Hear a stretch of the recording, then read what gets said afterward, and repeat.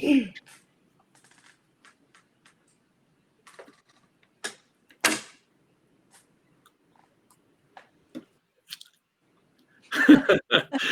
everybody, and welcome to the 17th episode of CelebWorx Live, where we refuse to believe that She-Ra's headdress was also a mask. I'm Christopher Arsaga.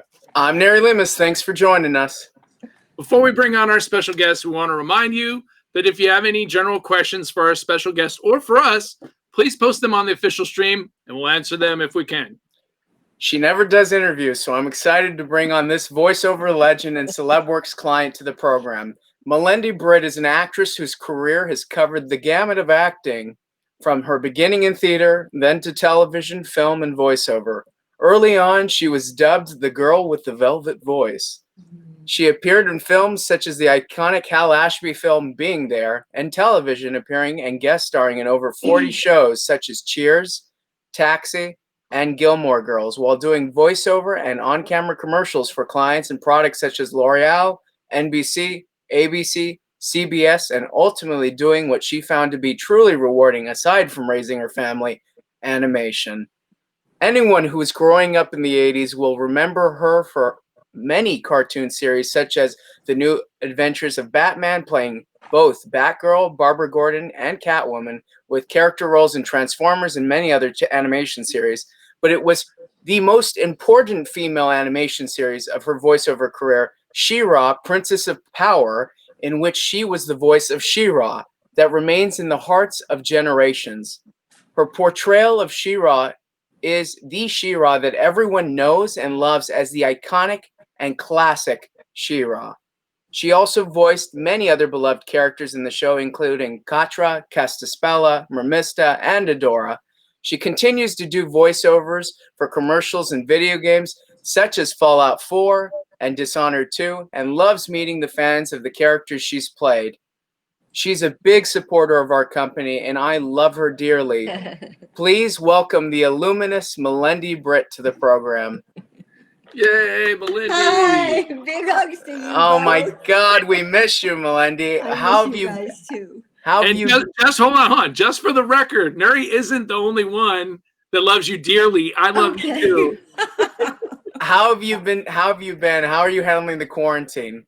Well, it's a roller coaster, or as you said, I think you said one time it was a Corona coaster. It's the Corona coaster, baby. The Corona coaster. Oh, but this one, it's some days you feel like you're on some kind of a Ferris wheel where you're stuck at the top and nobody is manning the stuff down at the bottom, you know? And you're looking at everything around you and saying, I don't want to be here, you know? That sounds like every day in my life pre-Corona, so that makes sense. But you know, I want to start. I want to start the interview. I want to go to the very beginning. Now, you began your professional career in Texas. Can we talk a little bit about that? Well, actually, the first time I was ever on stage, I was 6 years old, and it was at school, and we were doing a Christmas play, and I wanted to be the Virgin Mary, because, you know, you got to hold the baby and the whole thing. And the teacher told me, no, you can't be the Virgin Mary.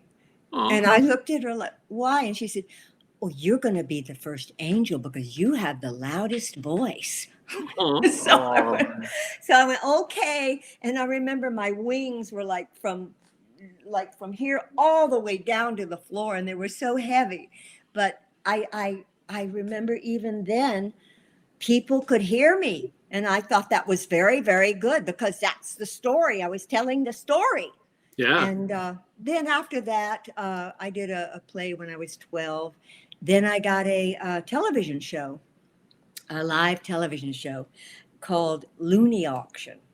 And I was the girl who told about all the prizes that were there.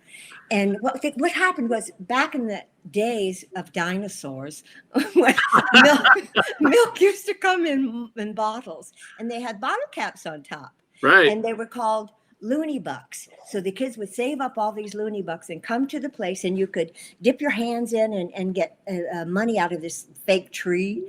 And so I was chosen to be the girl who was going to tell about the prizes. And there was this lady who was kind of like this, and she had a bun on her back of her head, and she was talking like this all the time. Her name was Mrs. Sherwood. And Mrs. Sherwood was supposed to fix the cards so that I could read them and tell about the prizes. And so she'd set them in front, and I was waiting one time. It's a live television show for the cards, and the card wasn't there. So I didn't know what I was supposed to say. And I was going, Miss Sherwood, Miss Sherwood, damn it, Miss Sherwood. And I thought I was going to get fired because I said, damn it. And I was only 12 something. But I didn't get fired. And then they hired me again in a couple of, I was still on that show till I was about 14. And then I was a co-hostess for a show called Teen Time Party, which was like American Bandstand. And that was a lot of fun. Then in high school, I was doing all kinds of plays, and I think it was between the 11th and 12th grade, I came out here to California, to the Pasadena Playhouse to study. And I thought that was like the biggest thing in the whole world. It was for, at the time. And then I came back to Houston and did some wonderful apprenticeships at the Alley Theater, which is a wonderful regional theater in Houston. And then I starred I was the company ingenue for another theater and worked with many of the stars of that day. And gosh, and then somebody saw me in a show I was doing, either Gypsy or Carnival. I think. And that was in Vegas, right? That you got discovered? That was in Houston.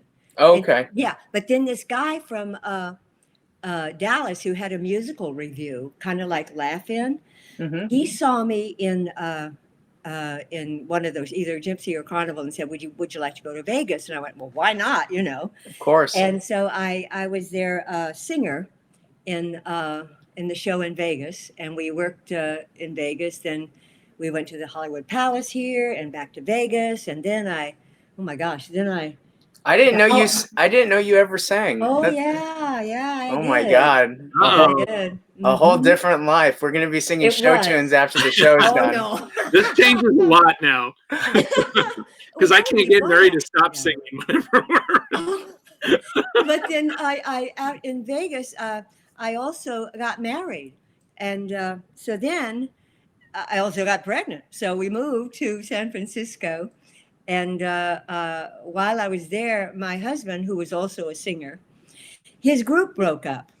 And so we were floundering of what are we going to do with our careers? Here I am pregnant, and he's, and so he got a job. And then he said, hey, in the paper here, they're casting for this show. And so why don't you go down and do it? I went, I'm pregnant. He said, it doesn't show yet. So I went down and I got the role. And it was in a play called Once Over Nightly. And I didn't come on until the third act. And I worked there with a wonderful, wonderful guy who has since passed on. His name is Colin Higgins. He wrote Harold and Maude, and he directed 9 to 5 and all these wonderful, wonderful shows. And so I worked there till I was like 8 months pregnant. And then I had the baby, came back to the show after that. Wow. And brought the baby to the theater. And Colin would hold the baby while I was going on stage. That's so cool. But that's what theater people do, It's so of course. cool. You just make it work. Yep. So that was great fun. So, and then back in Vegas, I then had to go back to Vegas because that show closed. And so I had 2 babies.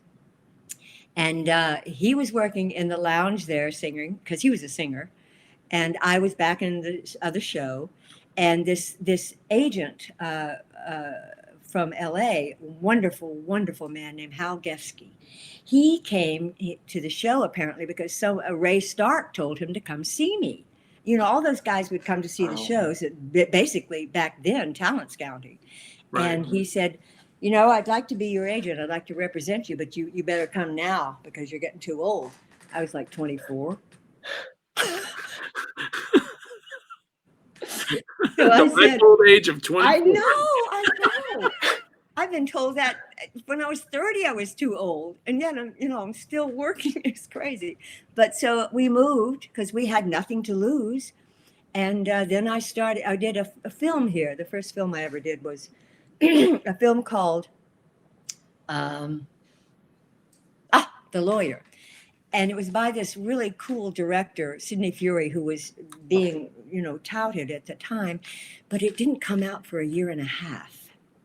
And at that time, if you were a film actor, you didn't do television. You didn't do anything except Right. film. But, I needed to make money. And I also wasn't someone he could promote in the publicity things because I was married and I had a kid. So it wasn't this kind, Melendy Britt was seen with blah, blah, blah, blah, and blah, blah, blah. You can't do that. So I started doing some television, and then that took off as on episodic things. And at that time as well, if you did television or film, you didn't do commercials until Laurence Olivier did a Polaroid commercial. And then oh, well. He normalized it. He made it okay. Yeah. If Laurence Olivier can do it, yeah, we can sure do it. And if Orson Welles can do a grape commercial, a wine commercial, drunk, absolutely. then I worked with definitely Orson. do it. I worked with Orson, by the way, on a wine commercial. Did you really? Oh, what? Yeah. That was hysterical. Was it? Funny. Yeah, because Orson liked to carry his little puppy with him, his little dog, everywhere. And I remember the poor engineer. He was in the booth, and with Orson, the little puppy, and the puppy kept going.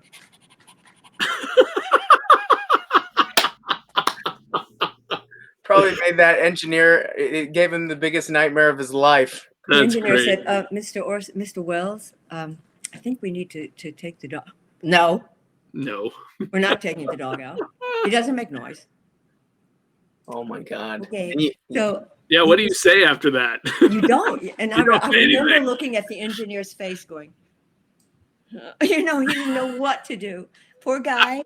But I don't know how he did it, but he made it work. Wow. It was amazing. Just amazing. That's pretty cool. Now you mentioned that's how I did commercials. That's amazing. Now you mentioned I'm a huge fan of Hal Ashby, and you mentioned the connection with Harold and Maude. What was it like? Maude, from the writer, you said the writer that was. Oh no, Colin Higgins was the writer. Right. Yeah. But I'm going to go full circle because you worked with Hal Ashby and being there. And being there. Oh, wow. How was that experience for you? It was pretty great. It was absolutely great. First of all, to know that I worked with some legends. Absolutely. And I remember. The part I was playing Shirley's best friend, and of course back then what they did as well is they would send you the script, and it was your part was a lot larger than it turned out to be. So a couple of the scenes were cut. I was playing Shirley's best friend, and I remember I was of course quite intimidated but excited at the same time. And Shirley came into the dressing room. I hadn't met Peter yet. And Shirley came into the dressing room, and she was we're just kind of talking, and she was saying, "You remind me of Julie." And I went, "Julie who?" And she said, "Julie Christie." And I went, "Oh, thank you." Because honest to God, I was so in love with Julie Christie at the time. I mean, Dr. Zhivago, I could have watched that movie 15 times, and I probably did. But and then Shirley is, God, she's amazing. I don't know whether she's psychic or what, but she must have known that I love Julie Christie, because I would have fallen on my knees and let her walk right over me after that. Right. And then meeting Peter was very, very interesting. He was, of course, he's a genius. He's a comic genius. And it was almost as if he was, I don't know where his head was, but it was always seemed to be in another place. He would talk. It's like all the greats do. You can tell they're just like somewhere else. And he was, it was almost as if he was like an MRI and just totally going going around my brain and understanding it and figuring it out. So interesting. Wow. I mean, That's It so was a cool. great experience. phenomenal compliments, phenomenal experiences. So what made you transition from having the, wonderful glamour of the lifestyle live action career to pursuing a career in voiceover? Well, I started doing voiceover. I started when I was at SBV, an agency here, great agency, and not at SBV. It was called Cunningham at the time, and then SBV split into Cunningham Escott Tafini. So it was all Cunningham at the same time. So there's some of the people who were at SBV were also at Cunningham at that time, and wonderful agent, wonderful woman named Rita Venari. She uh, came in and said, "You want to do voiceover?" And I said, "Yeah, sure, why not?" And because I'd done the one in Texas when I was a kid, and the first commercial I did was for shower massage, and I think it was um, a massage and a hot shower. Together they work wonders on the aches and pains of life. And now there's a way to get a massage every time you shower. Introducing the shower massage by Waterpik, or something like that, Oh, that was But it was, wonderful. yeah. But I remember that because it Bravo. was the first one I ever, and I went, "Oh, that's fun. That was fun." And That's then, so cool. yeah, and then after that, I just started doing commercials, and animation didn't come, I think, until later when SBV and Cunningham became separate agencies. And at that time at Cunningham, uh, TJ Escott, he probably started my career in animation. Uh, and he's a great agent, wonderful, wonderful agent. I've had some great agents, and I have some now. But he, we used to go in and back then, back in the day, there was a reel to reel thing, you know, a big old reel to reel, and that we would record the audition in the booth. Then they would send those reels to the producers, and we would either get it or not. And that's how I started. It was great, really fun. Now, I know the New Adventures of Batman, you played both Uh-huh. Batgirl, Barbara Gordon, and also Catwoman. Was How that did you? Barbara Gordon too? I don't even remember that. Well, Barbara Gordon is Batgirl. Oh, Yeah, sorry. It's her outside of the. so it's totally Okay, okay. yeah, all Outside right, of the outside of the cowl. So Okay, sorry about that. that marks your Yeah. That's okay. it marks the start of your work with Filmation. And so how was that getting? I mean, Lou Was that Scheimer the first one? Was that the first one? was, I mean, the first largest product for Oh, Filmation. okay. Yeah, because Yeah. that sort of in your timeline, it sort of launched you into all these other Filmation projects. It sure did. Yeah. So how did that happen? How did that come about? What do you mean? With your connection with Lou Scheimer, because essentially he was very known for casting the same people in numerous projects. Yeah. Well, I guess we would just audition and do it. Except that the Shira thing was a little different. She was a little different. You got to work with Adam and Bert on that one, right? Oh yeah, Adam and Bert. How was that? How was working with Adam and Well, Bert, Adam West, Bert Ward? Such professionals. I mean, that's the thing. Everybody I've ever worked with is such a wonderful professional. They really are. Adam was he has a presence. Adam has a presence. Yeah. And he was a gentleman. That's and we enjoyed working together. And Bert was darling. I mean, the warmth and he was just darling. It was great fun. Really. We manage the newer voice actress now that does Catwoman, but a lot of people revere your Catwoman is revered. Like, oh, really? Yeah, it is. What was your inspiration at the time for your Catwoman voice? I mean, did you have Catwoman in the Batman series? Yeah. I don't know. No. I really don't know. Because I mean, at the time you had Eartha Kitt and you had Julie Newmar. Yeah. Well, I know. Well, the Eartha Kitt was for She-Ra's Catra. Oh, but annoyingly Eartha Kitt, not real Eartha Kitt. Annoyingly Eartha Kitt. But it probably, if that's who the people were that day, it probably was a compilation of those kind of characters. can't remember because Okay. there's so many wonderful actresses who've been Catgirl and Catwoman. Catwoman. Sorry, You got me doing it too. I know. Well, but there've been so many great ones that have done. Well, like Adrienne Barbeau was Catwoman. I know, and she was phenomenal. She was great too. She's great too. She's a wonderful person. It's basically you, Adrienne, and Gray Delisle are like, you're the three best. I mean, Yeah, Gray, I love her. Nobody talks about anybody else. I always think of them as Catwoman as the on camera ones too. Right. You know, so that's kind of hard for me to because they are so powerful. When you see Catwoman like that too, it really is kind of powerful. Yeah, I grew up watching Batman '66, and Eartha Kitt and Julie Newmar were just. Oh yeah. And well, I adore Lee Merriweather, right? Huh? Oh, Lee Merriweather was the other one. I worked with Lee on Barnaby Jones one time. Yeah. I love Barnaby Jones. I used to watch that. Oh, did you? I used to love the show.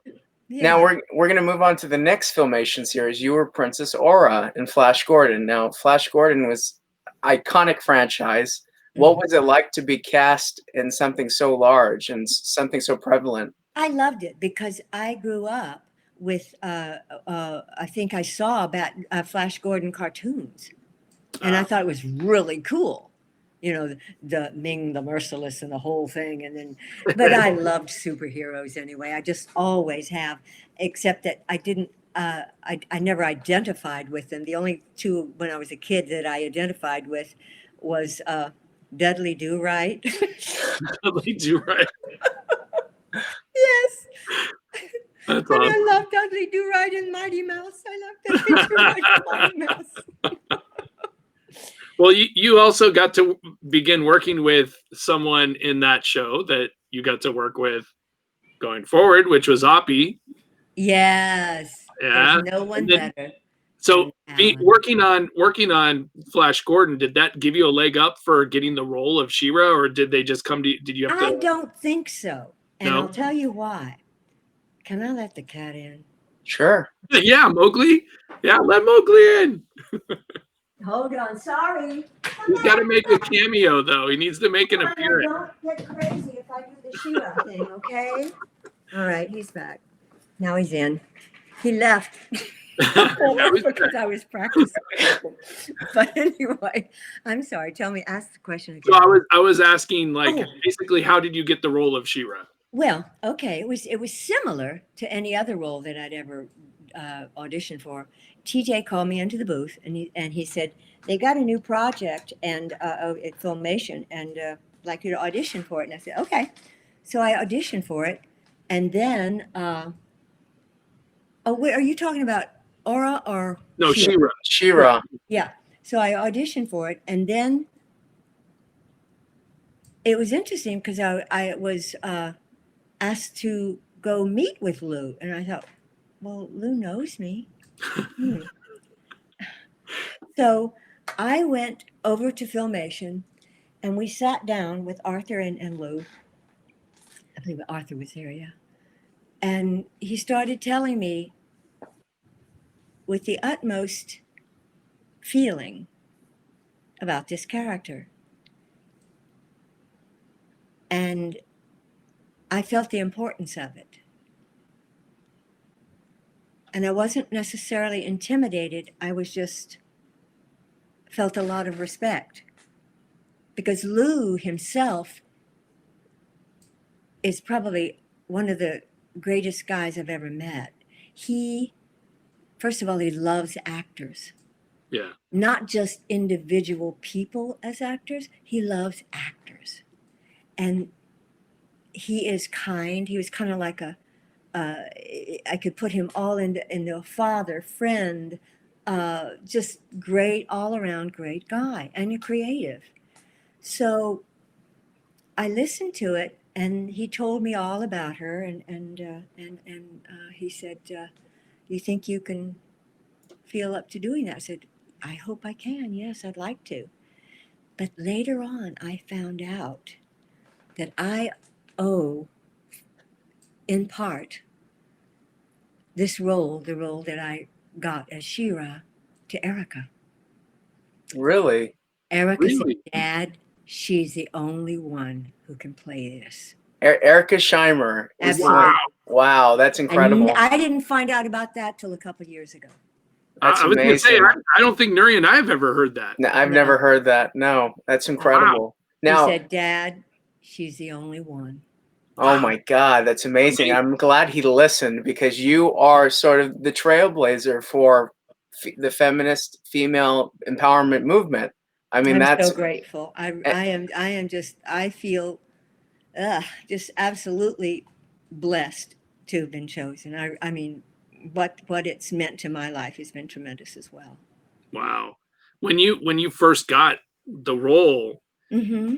did you, I mean, going into the audition, did you already have like the voice worked out, or did you like have a process for coming up with it after the fact? Or? For Shira, he explained the concept to me. And basically, first she has to be the young girl, and then she has to have a transition to the voice. Right. And I just kind of did it. I felt, I mean, as the young girl, I knew that she had to have a certain innocence. Although she was a warrior, she still had to have a certain innocence, and she had been brainwashed her whole life to believe a certain thing, and she was happy with it. It was good, and she felt she was doing good. But then when she finds out that it isn't the truth, then something comes up in her, and she makes this transformation into her wisdom.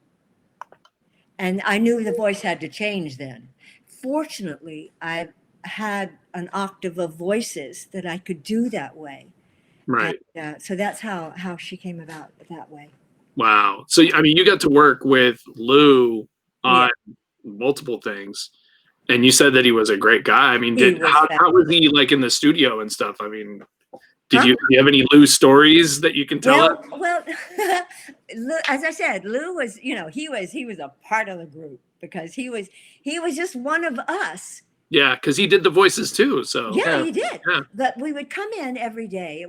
We were so fortunate, because a lot of times now you do your work separately, and then you don't have the camaraderie or the spirit of the whole group together. But hello. We would come in, sit around a table as if we were doing a film or a 3-camera show, and we would read the whole script. The whole cast would read the whole script to get all the jokes out, because I have to tell you, those guys. I'm sure. I can only imagine. Don Irwin, George DiCenzo, God love him, and Alan Oppenheimer. Oh, I know. Oh, please. We've heard. Yeah, it was. I can't remember the things, but I mean, I have never laughed so much in my whole life. I really.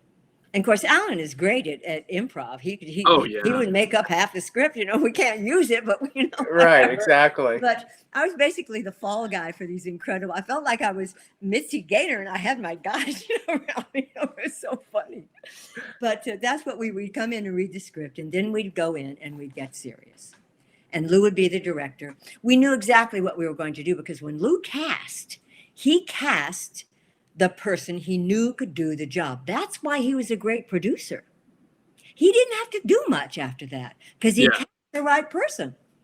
And he let us go. It seemed like he really, I mean, even though it's on paper, it probably looked like he was favoring a lot of people, he did the right thing. I mean, every person that he had in each role, each voice was spot on perfect. I mean, I can't think of any role where I've heard it and I'm like, oh, that was terrible. I mean, everything was great. I mean, you had to work with Oppie, and Oppie's like the master at changing his voice into like 6 completely different things, and you don't know it's him. You have like no idea. What was Oppie's a great actor. So other than the laughing and stuff, I mean, how was it working with Alan? I mean, you got to work with him multiple times. It was the best. It was the best. I mean, and I still, now we still see Alan every now and then at the Comic-Cons and everything. And he's remarkable. He has not lost any of the verve that he had. And really, he is amazing. I have the utmost respect and love and admiration for that man. And I have to tell you, John he was great too. John was like, he was my brother, but John did that role with such heart. I fell in love with him. You know, no, I did. I mean, No, as the character, as the She-Ra character, and that's what I mean about casting the right people. You get the right chemistry, and you've got a show. Yeah.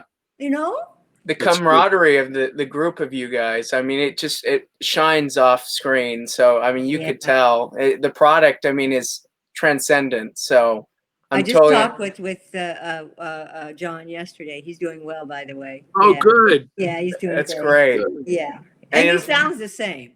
Of course, absolutely the same. Of course he does. You all do. You, Alan, and him. All three of you do. Hopefully one day, I know he'll never do a public appearance, but I'm hoping he'll let fans send stuff in. You know, maybe one day, right? Please, John, if you're watching.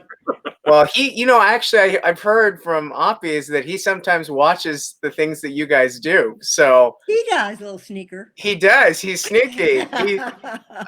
So I'm hoping if he watches this, John, people love you. Please. Yeah, John. You know, you're beloved. There's a bunch of fans that would love to, get something signed by you. So you think I'm shy? Remember when I was so scared when you guys? Oh, I remember. He's 1,000 times more hesitant about it than I was. He would have us there to help him, and you can vouch for it. Well, I mean, that's the thing. It doesn't matter, but in the sense that if he never wants to do it, hopefully he does something privately. But is there any recording booth stories that you can share with the audience of, the three of you, a group of you? It doesn't matter. Any stories at all? Honestly, no. I'm telling you, it's just like, and I neglected to mention Linda Gary, who was also there. Of course. Oh, Linda, yeah. She was absolutely wonderful actress and a dear person. Yeah. Aww. And she played Madame Raz. Right. Yeah. And as I say, we got all our laughs out in the at the time. We really did, because that was the thing. And we recorded that thing, and I think we record like 2 in a day. I think so. And it would take us the whole day and everything. So no, I don't have any in-booth stories, because we pretty much, got them all out in the prior read. Now except they were hysterical people. Oh, I'm sure. Now you reunited with Alan once again for Transformers. Yeah. What was that like? Because that story arc is beloved. You played Alana in Transformers. I was hoping that they would do more, but they didn't. So. They didn't, but that's that chronicle between Alana and Sea Spray's, beloved by the Transformers community. So yeah. Do you remember? Do you remember anything from your Transformer day? I mean, because you would have worked with, I think, Wally Burr, right? By any chance? I don't know, because She-Ra was just so much a part of my life with that. Right.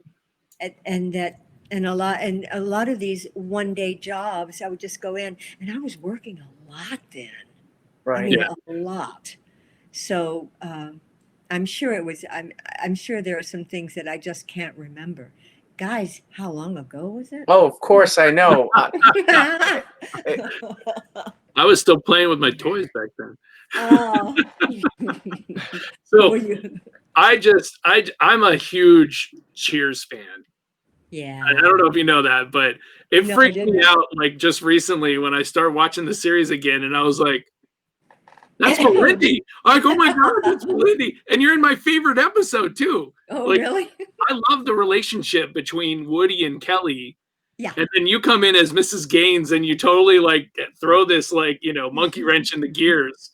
And it's such a great episode. How did you get that role? Okay, well, that was funny because another great casting director who knows how to cast. Now, darn it, I can't remember his name. No, I think it's Jeffrey, and I can't remember. No, Jeff Greenberg. That was his name. Greenberg, yeah. Yeah. I came in to read, and he had cast me in something else, I think. And I looked at the script, and I said, Jeff, I can't do this. Now, for people that don't know, the premise of the story is that, Woody and Kelly. Kelly are Yeah. having a romantic relationship. The mom, who's Kelly's mom, played by Melendy, our client, she's very, how do I say, aggressively trying to seduce him. Exactly. It's such a good episode. I love that episode. And I'm going to say you were very agile, Melendy. Okay, well. Throwing yourself around. Yeah, so go watch the episode if anybody hasn't seen it. Well, the funniest part about that was that when I said, Jeff, I can't do this, he said, that's the reason you can do it. He said, who couldn't do it. That's what I mean about good casting people. And so, but the funniest part was when we were doing the role and Woody, hush. Mowgli. Oh no, he's gonna come up here. When I love it. Mowgli. He had to make his cameo. oh, never work with kids or animals. Exactly. That's what they said. No, but so while I was there and Ted Danson was talking to me, he says, you really blew his mind. And I went, what? He said, he didn't know whether you were serious or not. Oh, that's great. So I thought, well, it works then. It's working. It was great fun. Estimate to how good you were. Wow. Or how scared he was. Absolutely. It was fun. You mentioned Barnaby Jones earlier, and I used to watch Barnaby Jones and Rockford Files with my grandpa growing up. I loved both of those shows, and I loved Rockford Files. I watched it like religiously. I gotta ask, what was James Garner like? Magnificent man. Golly, he was just a great, great, great guy. Really great guy. Wow. His daughter was my manager for a while. Really? What? Yeah. That's a great tidbit of information. I know she was doing management for a while, but she's not doing it anymore. But he was a great man. There's so many great people, and I'm sure there are now too, but I don't know them. But I was so no, I mean I don't work in the right. On camera. I stopped doing on camera because I wasn't getting any roles that I really liked, and it just wasn't what I wanted to do anymore. The business had changed so much, and but he was just great. I think I did 2 or 3 Rockford Files, didn't I? Yeah, you did. I think you did 3, if I remember. Yeah. And he was great. Yeah, love that show. Too. Now I'm going to go back to sort of the importance of the element that She-Ra was. Now people travel hundreds of miles to see you at shows around the country, and many of them are your She-Ra fans. Yeah. What do you think made the series such a prevalent and long-lasting success? Well, I think a lot of it is because I've been watching some interesting things about on PBS, I believe it is, women not even having the vote, back not too long. Well, they weren't even considered. They had the brain to vote. So women have always been trying to integrate themselves into an equal position, being treated equally with men. During the 70s, the only one that I can think of that was around was Wonder Woman. So when She-Ra came along, it was time again to try to get women on an equal footing with men and to show these young girls that they can be what they want to be, that they can have the strength and have the courage to be anything they want to be. So that's why I think it was so important and why it meant so much to girls. I've gotten so many wonderful, wonderful letters of how it inspired them and how, and not only girls, this is why this series is so amazing. It's like a work of art in the sense that it appeals to so many people. Absolutely. It appeals to men, women, girls, boys, LGBTQ people. And each one of them that I have met has told me how it affected their lives. Yeah. Some of them some of the kids were latchkey kids. They didn't have anybody to come home to. And on Saturdays, some of the kids' fathers and mothers worked too. So if it was on Saturday or in the daytime, they would have someone they could come and listen to and could get kind of a parental vibe, but also a strengthening vibe. Right. As saying to an individual. So that's what I think was really important about that. And meeting these friends, I call them friends now because unless I had been able to go to these Comic-Cons, I would never have had these short relationships that turn into long-lasting memories because of something that I was able to do that added something to their lives. Now, I don't even remember what the question was now. No, but you knocked it out of the park. You nailed it on the head. I mean, there's been. Was. I think that there's so many times that I go to shows with you, Melendy, and I mean, I'm always in awe of you and the dynamic you have with your fans, because I remember this little girl at one of the first shows we ever brought you to in Knoxville, Tennessee for Fanboy Expo. Oh, that and, yeah, and remember the little girl, you remember her name. Raina. She was dressed as She-Ra. They had driven somewhere in the range of like 600 to 700 miles to see you. And she just stood by your side all weekend and didn't leave. I know. And sat in it. We pulled a chair beside me for her to sit by me. Yeah. Amazing. She was amazing. And remember when she went up on stage and I convinced her to do the She-Ra thing? Yeah. She was just shaking like a leaf, but she got the courage, boy, and she did it, Wow. And that's what's remarkable about the series is that you gave inspiration to millions of girls, throughout the country watching that show, and really made them feel empowered in their lives. Yeah, and that role or that responsibility, how did that weigh on you? Because I know that you think about that stuff. Well, I don't want to get emotional. I'm not She-Ra. I'm just a person. But I was blessed to be able to do that role. So whatever She-Ra does, I'm just the voice. I just speak through her. I mean, I'm just the voice for her. It's the She-Ra character. That's the inspiration. And I'm gonna go a step further though, Melendy. A lot of She-Ra I see in you when we talk, and the grace and the beauty of how you conduct yourself in the class. That's you, darling. I mean, that's all you. It so is. I don't. So I'm gonna. If people really wonder out there, the closest thing you're gonna get to She-Ra is not the new animated series that's on Netflix. You better not make me cry. It's this person down here. So we appreciate all the fans, and it's a tough time out there, Melendy, and you are sort of a beacon of hope for many people. And I know you don't give many video interviews, or really any. This is the only one. I think this was the first one. Unless they catch me at a Comic-Con. We feel very blessed. It's a tough time. I would only do it with you two because I know, and we love you for it. You two people. Talk about being able to trust people. You're gonna make me cry. Oh, Mowgli. And Mowgli's gonna make me cry too, but that's my buddy. I love Mowgli.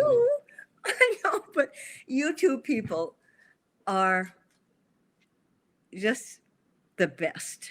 Aw, thank you. I wouldn't. No, you really are. And everybody who is a client of yours knows this. You have our backs, and there's no better feeling.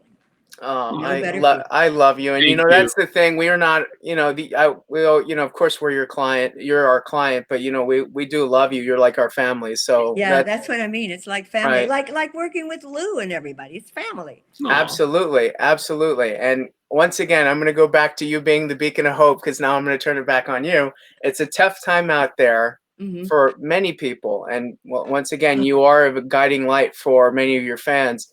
Do you have any words of advice for your fans in this difficult time? You mean in the difficult time of coronavirus? Yeah.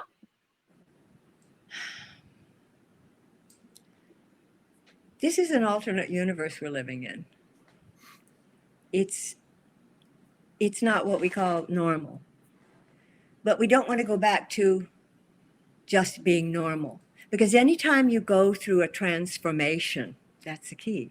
Anytime you go through a transformation, anytime there's something, some event, some crisis, some long-term difficulty, you rise to the occasion and you come out a better person.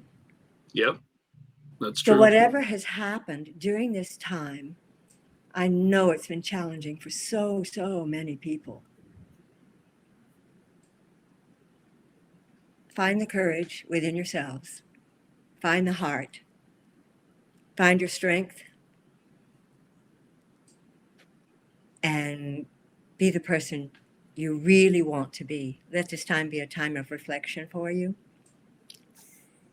And come out and share the joy. That's beautiful, Melendy. Well, thank you so much for that. And you know, I really do agree with that principle: is be the change you want to be in your life. You know, and I try to live by that every day. So I hope many of the fans that do that as well. Right. Now, I'm going to go to our sort of inside the voice actors studio questions. Oh, fun. And I'm going to start it off with, what would you say is your favorite quality about you? Oh.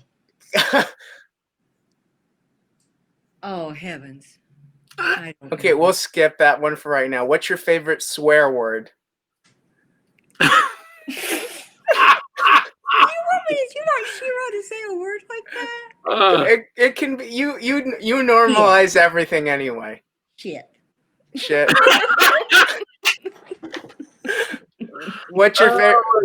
What's your favorite? Which? That's it. No. What's your favorite ice cream?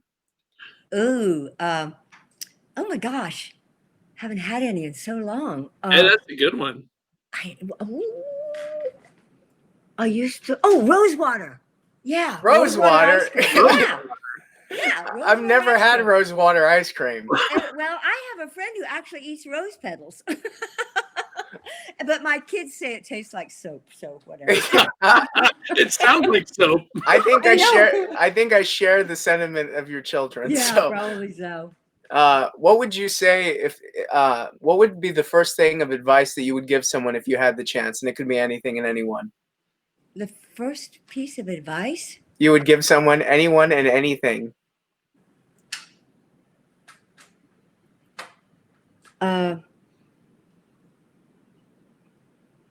Be honest. That's stellar. Be honest. It's perfect. And it's so true. Absolutely. Very powerful. Now, Melendy, we are so honored to have you on. Now, we've been doing a voiceover spotlight to wrap up the show. Now, everybody here, the many fans that are watching, are expecting you to do the probably the She-Ra introduction. So can we get it? We'll be really quiet. Chris and I might will be have really to let the cat out because he goes crazy. Okay. That'll be you want to go outside? Let me just a second. Yeah. You want to go outside? That would be kind of an added bonus. See the cat flipping out. In the Of course, he won't leave now. Uh-oh. All right. All right. Okay. From Mowgli on this one. So I'm gonna mute Chris and I for right now because I want it to be crystal clear. I hope so. Okay. All right. Let me hope this. I am Adora, He-Man's twin sister and defender of the Crystal Castle. Fabulous secrets were revealed to me the day I held aloft my sword and said, "For the honor of Grayskull, I am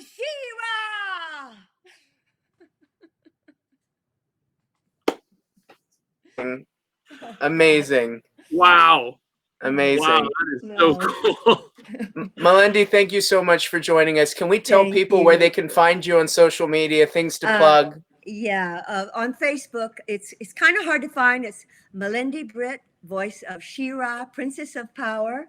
And if you Google it not Google it, but if you type in it on Facebook, Melendy Britt, voice of She-Ra, it'll come up. And then on Instagram, which I don't do much, She-Ra.MelendyBritt, and then www.melendybritt.com. And I'm proud to advertise for the first time ever. we have partnered up at CelebWorx with a company called V Shout, brought by Zobi Productions. Melendy Britt has officially, and it was announced today, that she is joining V Shout. So you can get, during this pandemic, an autograph and a short video shout out with every purchase of an autograph, and it's at vshouts.com. You can look it up at vshouts.com, and if you could check later on, also, if you can't go to vshouts.com, which is vshouts.com, you can go to our website later on at celebworx.com and see her graphic and literally get a direct link to click and purchase her autograph. Now, before we take off, Chris, Nery, before you do that, we forgot this. We actually have enough time for it. You know what I'm going to say? The fan questions. Everybody, I'm so sorry. Because there's actually a lot of them this time, so we got to at least look through them real quick. Absolutely. Okay, so let's look. I'm going to say, Boogie Roberson says, thank you for the autograph. You're welcome, Boogie. You're welcome, Boogie. Sarah Paul Glitch says, I came from Colorado to San Antonio to see you, Melendy. Wow. Thank you, Sarah. That was a cute dog, too. The little dog that was her. I'm sorry, forgive me. It was. You know what? You didn't ask me for the question.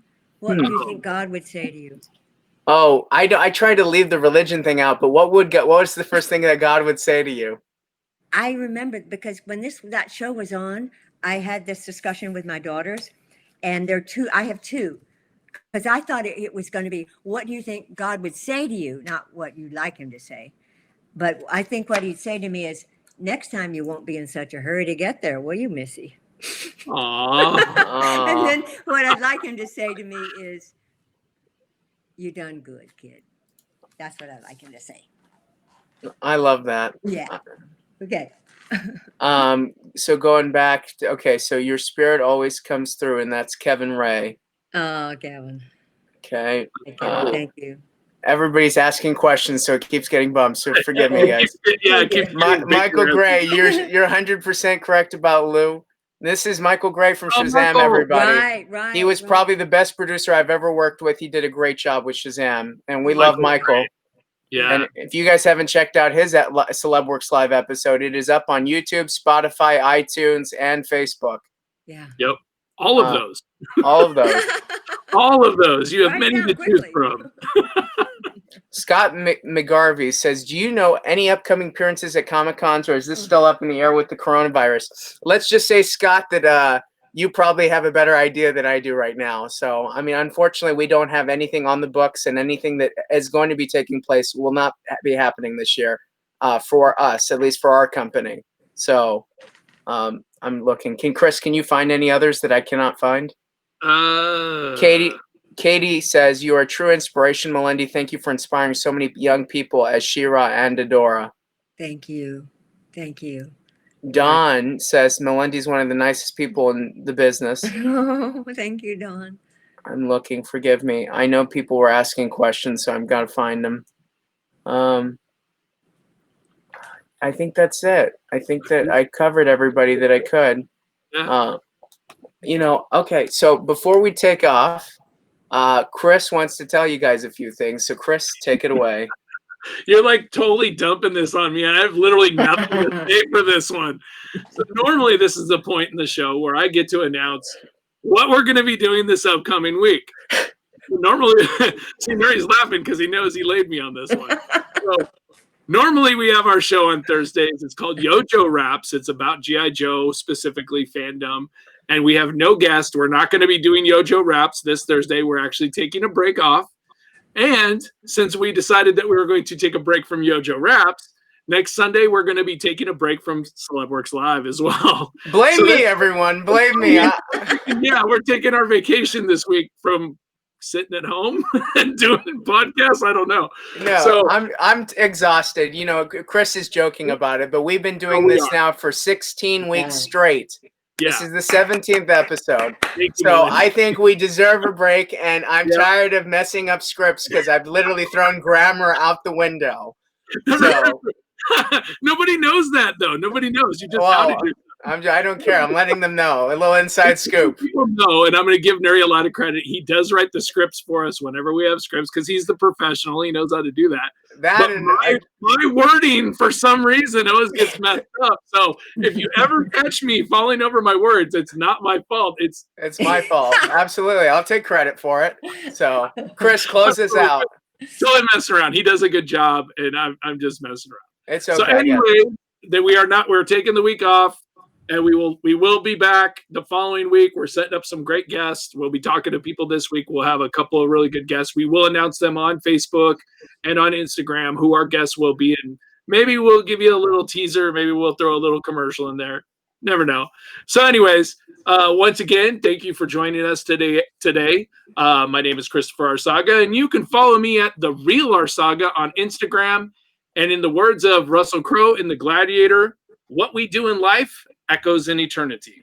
And this has been Nery Lemus. You can follow me at The Real Nery Lemus on Instagram, just leaving you with a small reminder. Keep your feet on the ground, always reach for the stars, and never forget to stay inspired. Night, everyone. Good night, everybody. Thank you, Melendy. Thank you.